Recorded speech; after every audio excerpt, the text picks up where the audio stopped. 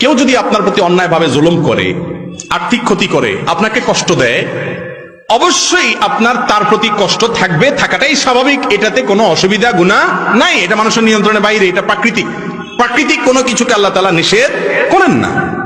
এই জন্য রাসূল করিম সাল্লাল্লাহু আলাইহি ওয়াসাল্লাম বলেছেন, লা ইয়াহিল্লু লিমুসলিমিন আন ইয়াহজুরা আখাহু ফাওকা সালাসি আইয়াম ওয়া লায়াল। কোন ব্যক্তি অন্য মুসলমানের প্রতি কোনো কারণে রাগ হয়েছে, তার রাগকে শ্রদ্ধা করে ইসলাম। রাগ হয়েছে, সে কথা বলবে না, এখন ভালো লাগে না, এটা স্বাভাবিক। তার এখন মুড নেই, কথা বলবে না, রাগের কারণে অধিকার আছে, আল্লাহ তাআলা সে সুযোগ দিয়েছেন। কিন্তু 3 দিনের বেশি করার সুযোগ নাই। তার মানে আপনার স্বকীয় যে কষ্ট, সেটাকেও ইসলাম হজম করে, এলাও করে, যে ঠিক আছে আপনি রাগ করতে পারেন। তো কেউ যদি আপনার প্রতি জুলুম করে, আপনার রাগ হতে পারে, আপনার কষ্ট হতে পারে, এটাতে কোনো অসুবিধা নাই। কিন্তু তাই বলে তার ক্ষতির আশা আপনি করবেন। আপনি আল্লাহর কাছে বলবেন, আল্লাহ সম্ভব হলে তাকে মাফ করে দিবেন, সেটা হবে সবচেয়ে মহৎ গুণ। আল্লাহ তাআলা কোরআনে কারীমে বলেছেন যে যদি কেউ মাফ করে দেওয়ান